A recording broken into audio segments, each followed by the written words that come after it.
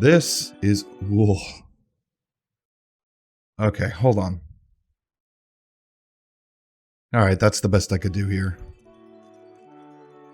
This is the Dagger. A dedicated pirate ship reserved only for the, Okay, look. Here's the thing. You more than likely already know everything about this ship. Freelancer is not a new game. Statistically speaking, this is not information a lot of people are going to be searching for. And that's fine, I get it. There's not a lot of people heavily invested in a ship breakdown for a 17-year-old game. But it does give me the opportunity to be a bit more honest.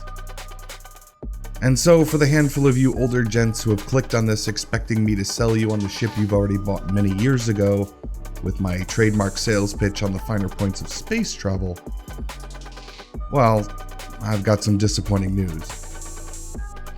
Because I just can't even pretend to care about this thing.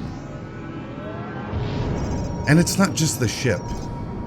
I'm actively bored and/or annoyed with pretty much everything Freelancer offers. From the eye-watering graphics, boring art style, stilted dialogue, here's what's going on. Bizarre interface options, and shallow gameplay loop. Objective destroyed. Mission commission out. And yeah, I can already hear you in the comments. It's a good game, it revolutionized this or that. I spent hundreds of hours playing it and got me through my first breakup. How dare you, it's a product of its time. Okay, no. Just stop it. I think I'm staying away from this one.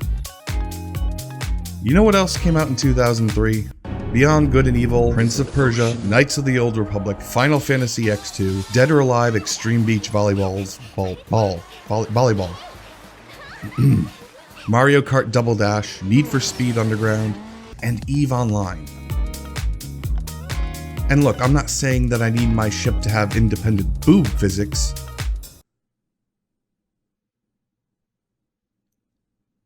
But what I am saying is that it's not like the tools didn't exist to make this place look nicer, play better, have more interesting mechanics, better voice acting, and have a great story, all in a system that dynamically responds to the player. Throughout the entire game world.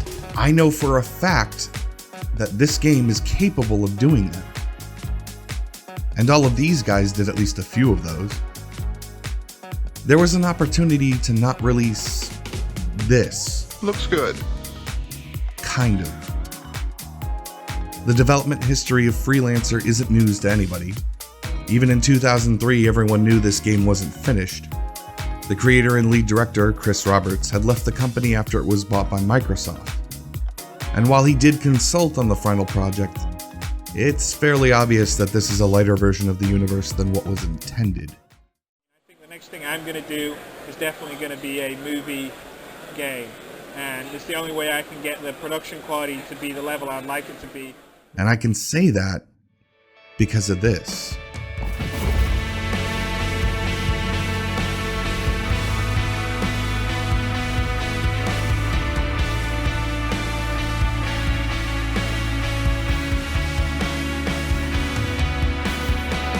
This is Star Citizen, Robert's latest project, and very clearly what Freelancer was supposed to be shooting for almost 2 decades earlier.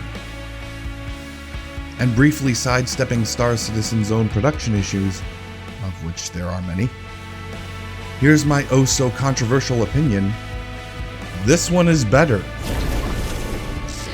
And I'd argue that even though it's an alpha, there's more to do here than there ever was in here. I mean, there better be. Because let's be honest, we're all spoiled by modern technology. And this will make your eyes bleed if you stare at it too long. This is not a beautifully crafted artistic jewel from a bygone age of gaming. It's polygons glued together in some truly terrible combinations. Objectively, this is ugly. And I understand that some of you want me to look at it through the eyes of myself from 2003, but there are a couple problems with that. I didn't play this in 2003. was playing with something else. I don't have the same childhood reverence that you might. It was something that a certain party wanted very badly. Which isn't to say I can't appreciate older titles, even if I didn't play them when they first came out. I can overlook graphics if the art style is on point. I can handle a clunky interface if the story is worth it. And I can deal with a nonsense narrative if the mechanics are fun. But I don't get any of that here.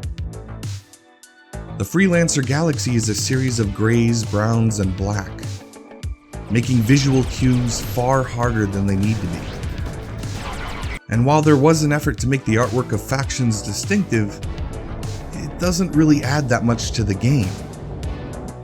Interactions are the same in barren outposts, military carriers, or inexplicable Dwemer ruins.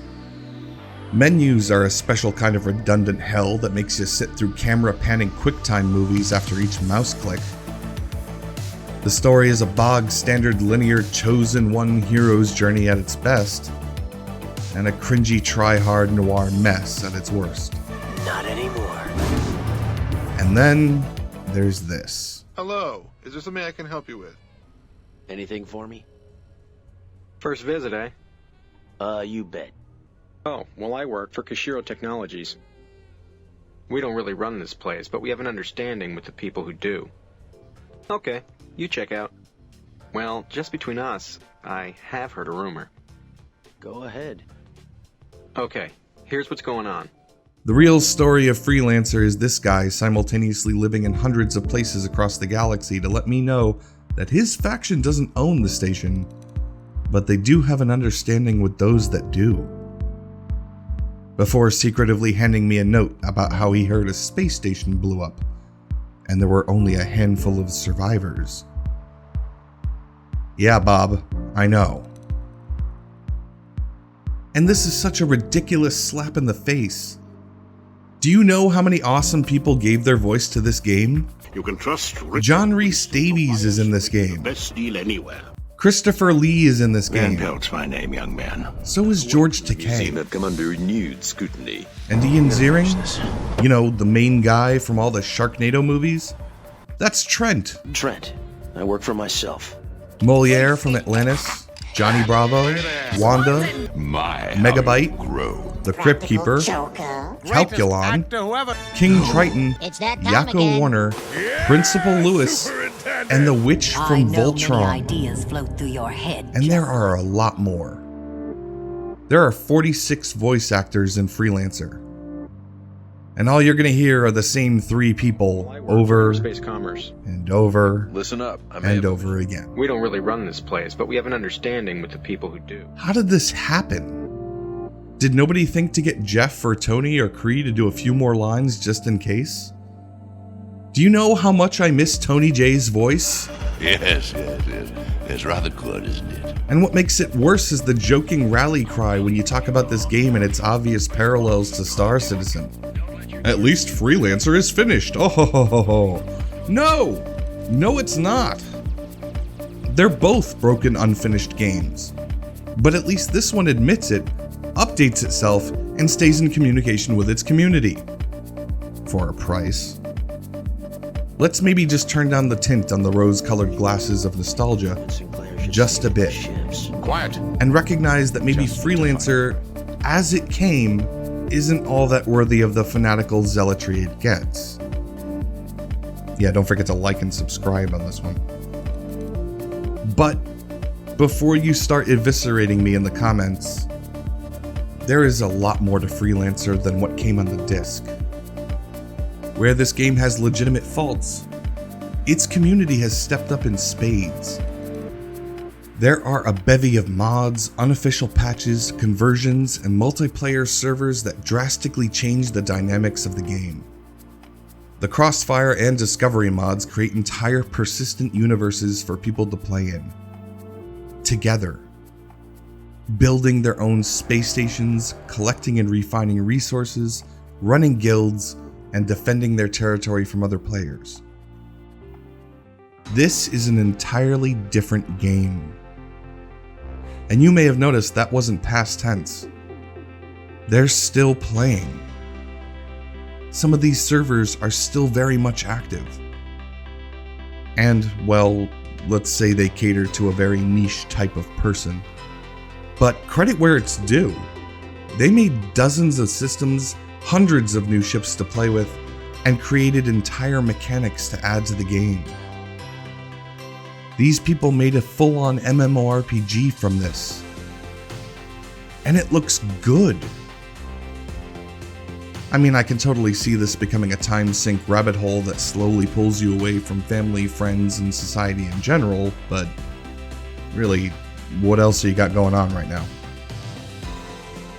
And if multiplayer isn't your thing, you can always go for the obligatory Star Wars overhaul, the fan-made story packs, the experimental rebalance mods, or just anything that adds guns, features, systems, ships, and textures.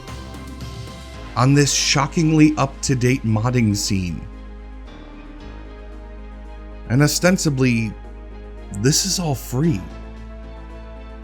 Because officially, this game was abandoned a long time ago. And I mean actually fully left on the church steps, legally abandoned this time. Which means you can download the whole game for free right here. And I'll put that link in the description, along with the Reddit thread that will actually help you get the whole thing patched and at least running on Windows 10.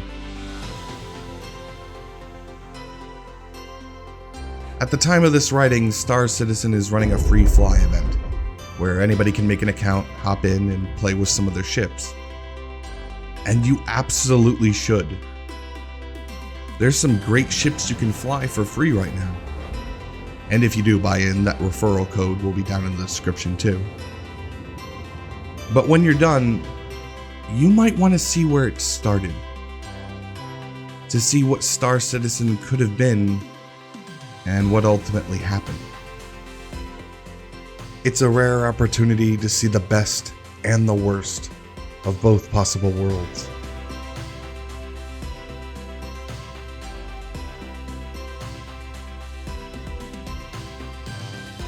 Thank you for watching. I really do hope you liked this one. I know I went a bit different with it. The soundtrack I used here is available for free on the Patreon, and a little bit earlier if you're a member of this channel. Leave a comment down below, hit the like button for the algorithm, and I don't know who needs to hear this, but keep your head up. Things will get better. Social media links are down below, and have an absolutely wonderful day. I'll see you next time.